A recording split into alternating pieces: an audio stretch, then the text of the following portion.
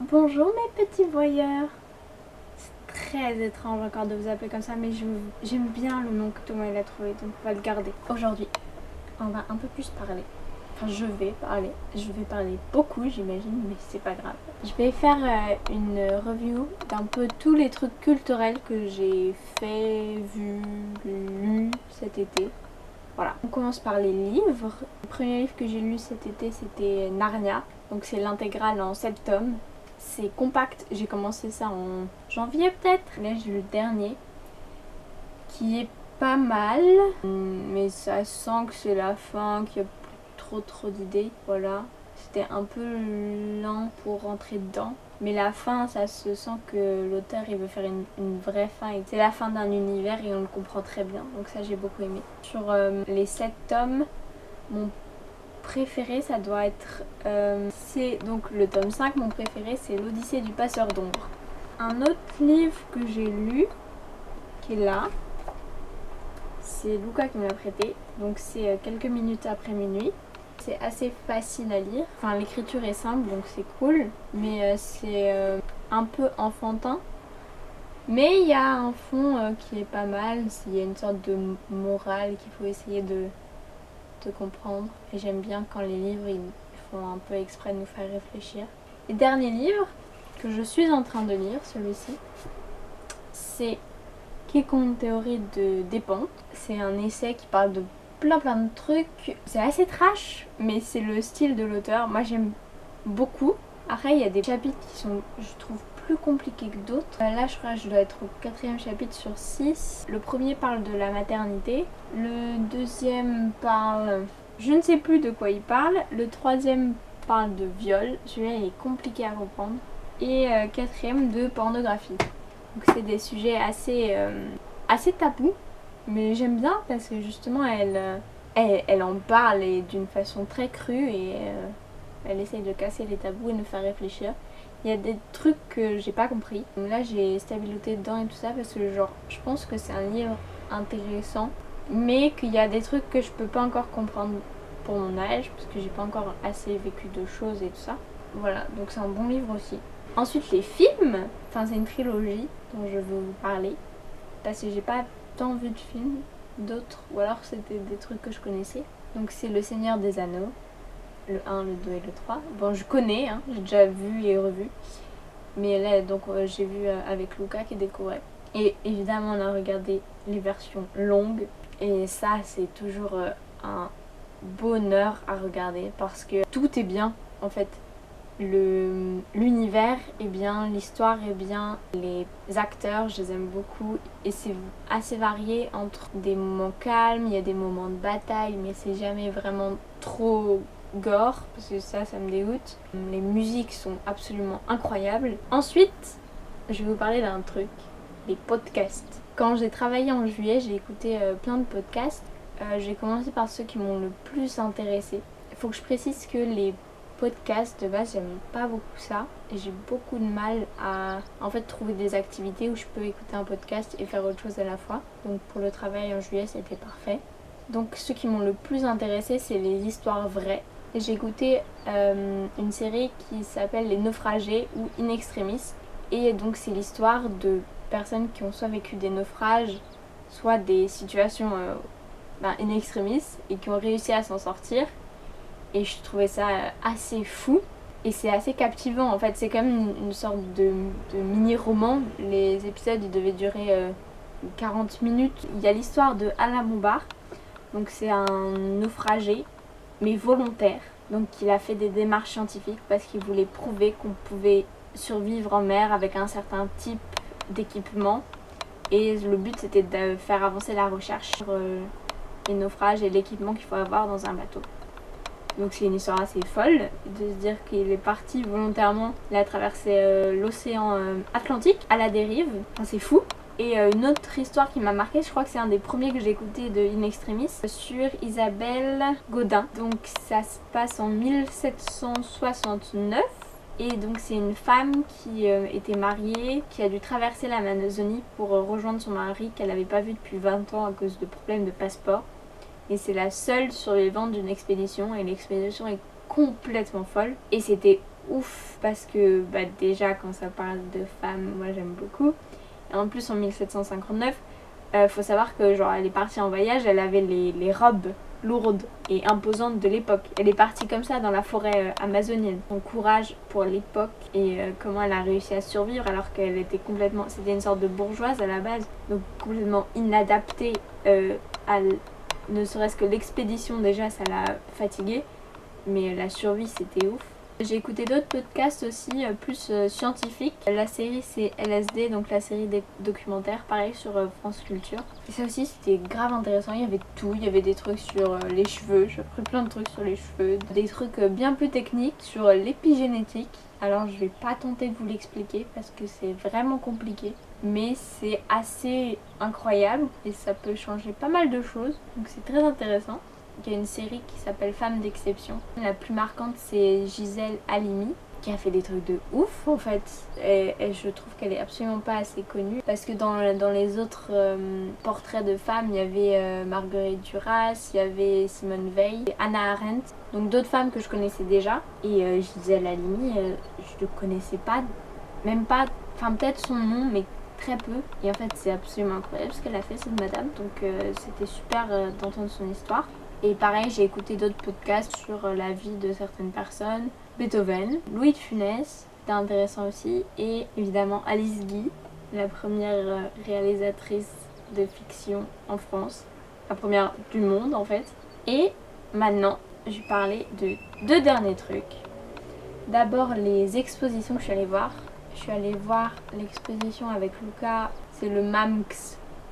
Musée de l'art moderne, contemporain de Strasbourg, voilà. Donc ça commence par l'impressionnisme, après ça va vers le cubisme et carrément l'art abstrait. Et l'art abstrait, alors des fois je déteste parce que je trouve ça un peu inintéressant, mais des fois ça m'amuse beaucoup de chercher des significations.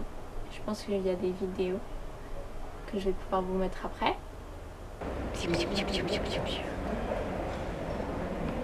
Mais je suis déçue qu'il manque le 44 là. Bah oui, c'est vraiment le seul qui manque. Enfin, je sais pas compter, mais... C'est que ça doit être le meilleur, ils ont pas pu le mettre tellement il était bien.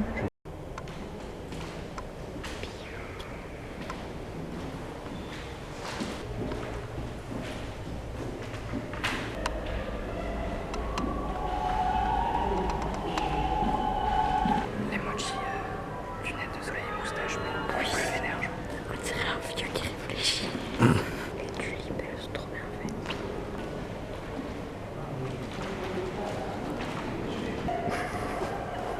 En fait, j'aime bien les titres de œuvres où c'est pas compliqué. La tête aussi. C'est pas de la crédulité. Voilà l'hypocrisie. Bonjour petite sorcière au chat. Qui enfin ton reflet. Je sais pas qui tu es. Portrait de Sarah Bernard en plus. Eh ben tu me fais peur, Sarah Bernard. Bonjour à tous, c'est la plus jolie œuvre du musée. Voilà, on est sur des statues très stylées de Garbarin. Là, il y a beaucoup de madames qui dansent.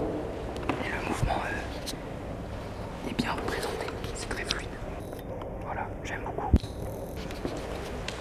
Oh, mes genoux. C'est trop mimi.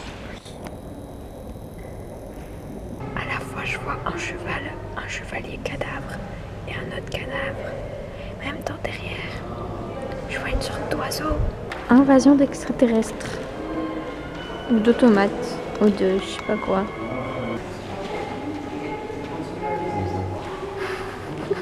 Attends. T'as mis du temps à les mettre. Oh. Facture robuste. Et les factures c'est chiant. En fait on dirait, je le renomme explosion de volcan. Explosion de volcan. Même pas éruption, genre. Le volcan il explose. Explosion de volcan. Boum. Ça fait Seigneur des Anneaux. Voilà, mes rêves. C'est trop beau. On dirait un palais de glace. Ouais, je dis la même chose. Encore Dans une la saison rêve. 5 de Ninjago. Ça fait Reine des Neiges sinon. Voilà. Les rêves d'enfants. Métronome. J'aime bien, ça fait un peu piccolo. Ah, mais vraiment j'ai des rêves d'enfant. Ça fait piccolo le saxo. Ça, je vois un... Oh, le château de Bowser. Non, pas le château, le bateau de Bowser. Et là, c'est la ligne d'arrivée. Avec un drapeau un peu LGBT. Ça fait un peu planète. Avec un thermomètre à gauche. En point d'exclamation. C'est pour évaluer si t'es assez chaude comme planète, tu restes, sinon au revoir. Le soleil décide de pas t'alimenter. Suam, Kiske, Parat. Putain, c'est écrit là. Chacun est responsable de sa destinée. Ah, j'aurais mieux écrit. Genre le mec, il s'est dit, on va exploser un cendrier. Je trouve ça drôle. Dès qu'il y a la couleur, tu m'attrapes. Oui, c'est clair. Dès qu'il y a du bleu aussi. Attends, je plonge l'appareil photo dans le QR code. Bonjour, ça fait Atlas. Ouais. T'as vu une rêve qui est pas du monde de l'enfant? J'adore, je ne savais pas quel titre choisir. Moi, je pars sur la vieillesse. Ouais. De nouveau, l'hésitation des 3 titres. Elle a l'air contente. Par contre, elle a un singe qui lui mord le bras. Ça, c'est mon œuvre. J'ai déjà tout mis là, je crois. Du orange. Il y a du orange. Au milieu de tous les foncés, il y a une petite tête. Ça y est, j'ai posé le mien. Oui, c'est bien, ils vont bien ensemble. Et tu me gâches ton œuvre là. Et dernier truc. Alors, je cherche dans mes notes parce que j'ai pris plein de notes sur cette chose tellement c'est ouf. Ça doit être à 1 heure de Paris. Il y a une installation qui s'appelle le Cyclope, qui a été fait par Jean Tinguely. Alors j'ai appris qu'en français on disait Tinguely. Et je vais pas avoir beaucoup d'images parce que c'est une œuvre collaborative. Donc il y a Tinguely qui a participé, mais beaucoup d'autres artistes. Et donc il y a certains droits d'auteur qui sont restreints.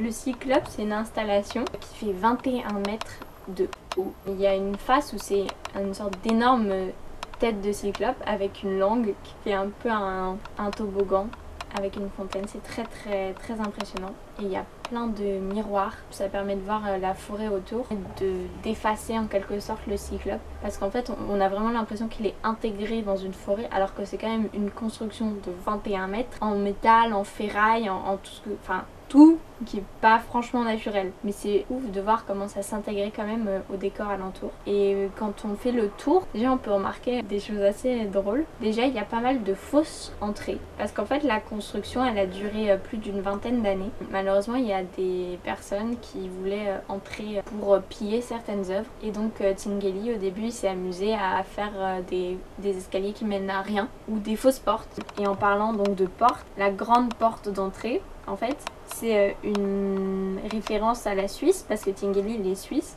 En fait on dirait l'entrée d'un immense coffre-fort. C'est assez drôle. Quand on entre dans le Cyclope, en fait on monte des marches et on arrive à un premier étage qui est au niveau de la bouche du Cyclope. On arrive et tout est une œuvre. Au mur, il y a une sorte de fausse plaque électrique immense où en fait sur chaque interrupteur il y a le nom d'une personne qui a contribué à la création de ce Cyclope. Pareil, le sol, c'est une œuvre de Niki Saint-Phal.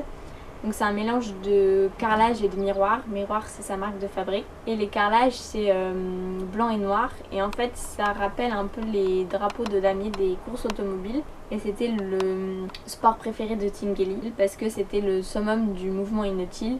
Et Tinguely, il a fait la majorité de son travail justement sur la questionner du mouvement inutile, de tout ce qui est inutile.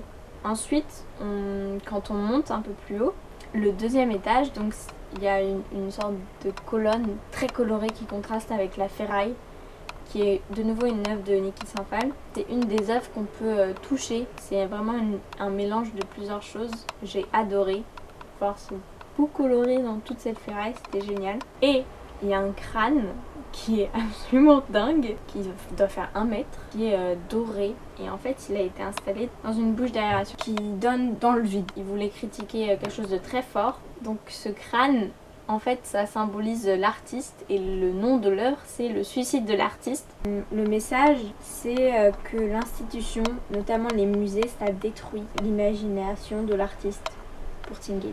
Et petite anecdote sur la bouche d'aération, en fait elle a été volée par Tinguely. Donc il est allé lui-même sur une usine et il a démonté les soudures et tout pour la ramener au Cyclope. En fait, on lui avait promis de lui offrir une bouche d'aération, mais il trouvait que ça prenait trop de temps, qu'il y avait trop de délai, donc il allait la chercher lui-même. Toujours à ce même étage, il y a un mécanisme assez fou. Il y a plein d'engrenages qui se mettent si on appuie sur un bouton à fonctionner. La finalité de cet engrenage, c'est que ça fait descendre des énormes balles. Ça doit faire la taille d'un globe. Elle chemine dans une sorte de chemin un peu comme dans Vice Versa. Et c'était incroyable à voir, de voir un énorme truc bouger et de voir les grandes balles tourner, c'était fou. Ensuite, il y a un deuxième étage. Donc là, on arrive au niveau de l'œil du cyclope. Et là, il y a une sorte de théâtre qui est trop mignon. Où il y a un énorme marteau et une bouteille en verre. Et donc, c'est une mise en scène pour montrer l'amour tragique entre la fragilité de la bouteille et du marteau. Ensuite, il y a un dernier étage. Donc là, on arrive sur le crâne du cyclope. Et donc, on peut tourner autour. Un énorme wagon qui date de 1930, qui est suspendu dans les airs, donc à au moins 17 mètres de haut, je crois que c'était. C'est un hommage aux wagons qui ont servi pour la déportation. Un dernier truc sur cette œuvre absolument dingue, la plaque commémorative, justement pour rendre hommage à Tinguely. C'est un mécanisme incroyable. On met un cachet d'aspirine dans une fente et en fait un cachet d'aspirine ça fait des bulles et tout ça, ça réagit et ça va enclencher un mécanisme qui va faire qu'il y a une plaque qui va descendre. Ça permet de mettre en avant une plaque alors que normalement on regarde pas trop la plaque, on regarde l'œuvre. Et je crois que c'est enfin tout pour les explications. Voilà!